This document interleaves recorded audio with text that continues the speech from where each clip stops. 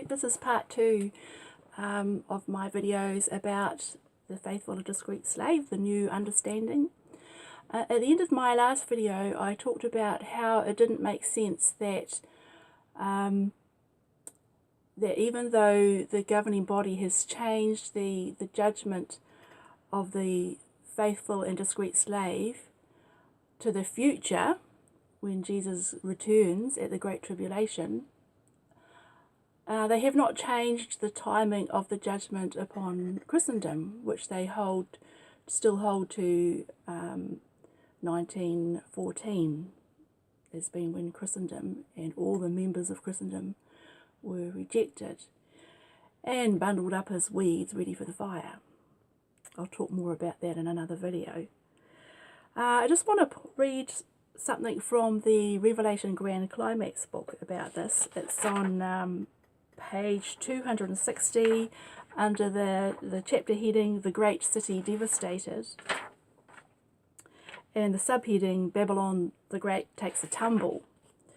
So of course witnesses teach that Christendom is the principal part of Babylon the Great, which they say is the world empire of false religion. So they talk about, I'll just read this paragraph 7.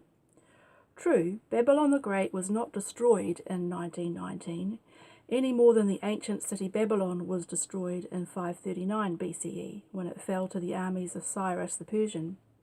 But from Jehovah's viewpoint, that organization had fallen. She was judicially condemned, awaiting execution.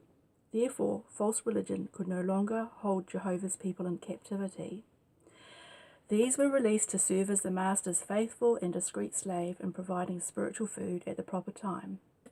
They had received a judgment of "well done" and were commissioned to get busy again in Jehovah's work. So that's the old understanding, that back at that time the International Bible students, as they were then called, were inspected by Jesus and given the thumbs up, well done, and were commissioned over all the Master's belongings. So we see two judgments there in that paragraph. False religion, Christendom mainly, was condemned, awaiting execution, and so an unfavourable judgment, and then a favourable judgment on the International Bible students. So now, of course, with the new understanding, the judgment of the faithful and discreet slave has been moved to the future. But this judgment of Christendom, of Babylon the Great, has not been moved to the future. And this doesn't make sense, and I explained a little bit about that in my last video, part 1. Something else, while I'm talking about Babylon the Great here, witnesses are taught that there is a fall of Babylon the Great and then another attack, which is her destruction. But that really doesn't follow the pattern set by the ancient city of Babylon. When the ancient city was attacked by the Medo-Persians, sure, the city wasn't destroyed. It continued on for centuries, a very long time. Even the false worship in it continued. The king was killed. The Babylon no longer served as the capital, if you like, of the world empire. You know, Babylon world empire. That ceased. So yeah, but the destruction of Babylon didn't come as a result of another attack. It just slowly faded into oblivion. It just became less and less important, and eventually ended up just a pile of stones, basically. But witnesses teach in their types, antitypes. They say that the antitype, the modern day Babylon the Great, world empire, false religion,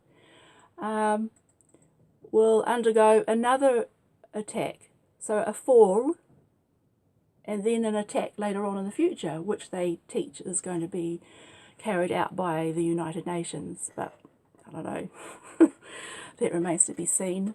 the United Nations actually protects religious diversity, but so you have to ask, are there really two things? Is there really a fall and then a destruction, or is it all one thing, which should be in the future? I think this book, let's have a look.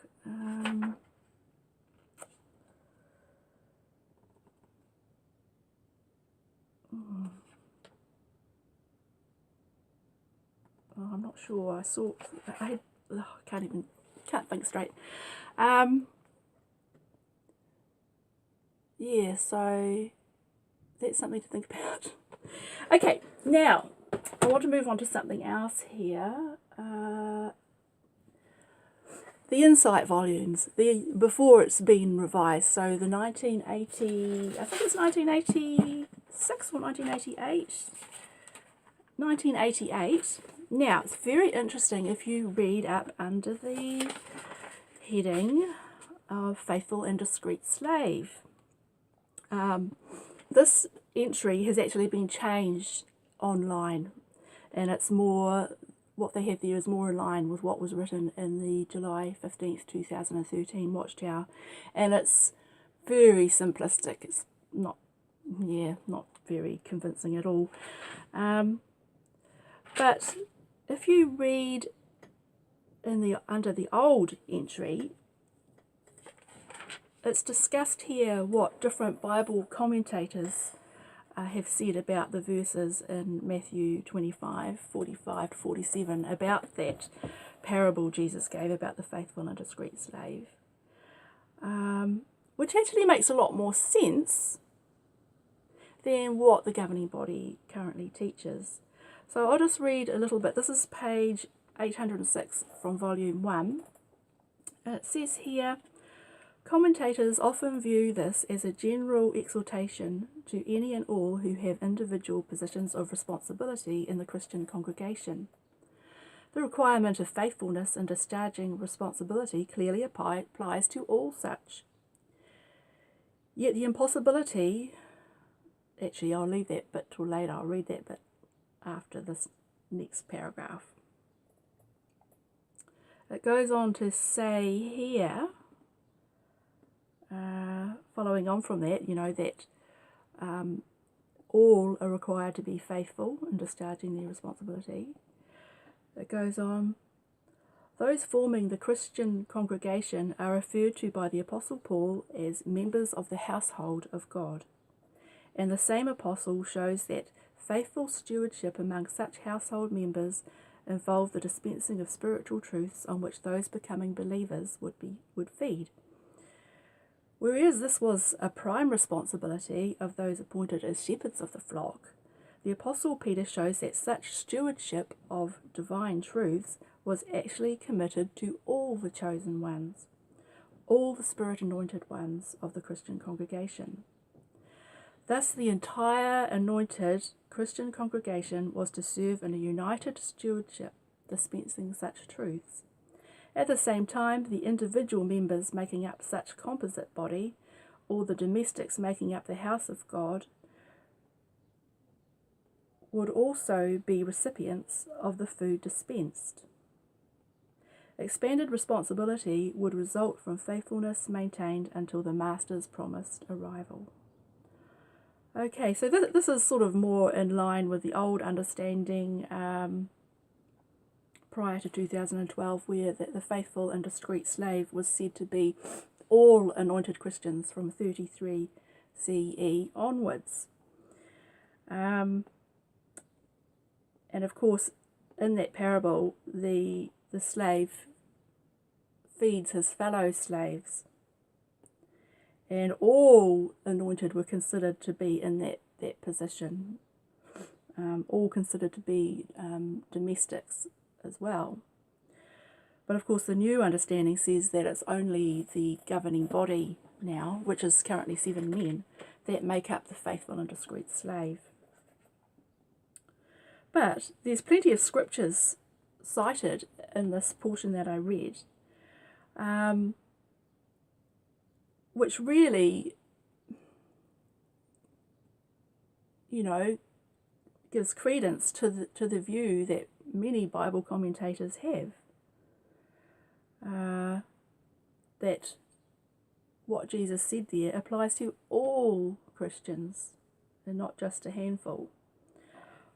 One of the reasons given in here, which this is the bit that I held off reading earlier, one of the reasons given for not accepting this viewpoint is this. Yet, the impossibility of each and every one of these individuals being placed over all his master's belongings at the same time, the time of the master's arrival, is obvious. So they felt, the Watchtower felt that this parable about the faithful and discreet slave could not just apply to all the individual Christians, because they would not all be alive at the same time when the master arrived, which they believed was 1914. So they thought it couldn't refer to individuals. However, that doesn't really make sense either, because now they've actually changed the date of the master's arriving to the future. And I want to read to you something that's often overlooked about the timing of when the heavenly reward would be given, from 1 Thessalonians chapter 4 and verse 17. This is from this book, The Kingdom Interlinear. And this is what it says in verse 17, going directly from the Greek into English, the word for word. It says, "Thereupon we the living, the ones being left around, at the same time together with them, we will be snatched in clouds into meeting of the Lord into air, and thus always together with Lord we shall be." So this verse says that if you read the previous verses for the context, it's talking about the heavenly resurrection, and it says that the ones living, so those are the ones that are alive when the Lord comes, which is future, they will at the same time together with them. The them is the ones who are already asleep in death. It brings out in verse 15. So at the same time as them, together with them, they will be caught away in the clouds with the Lord. Okay, so however, Jehovah's Witnesses teach that the heavenly resurrection began in shortly after 1914. But that doesn't really line up with this verse that I've just read, where it says at the same time. I mean, what real evidence is there that a heavenly resurrection has begun? I'd like Jehovah's Witnesses to, think about that. I will continue on with this thought in part 3, and I'm sorry if I'm a bit dithery. It really is giving me a headache. Okay, I'll see you soon.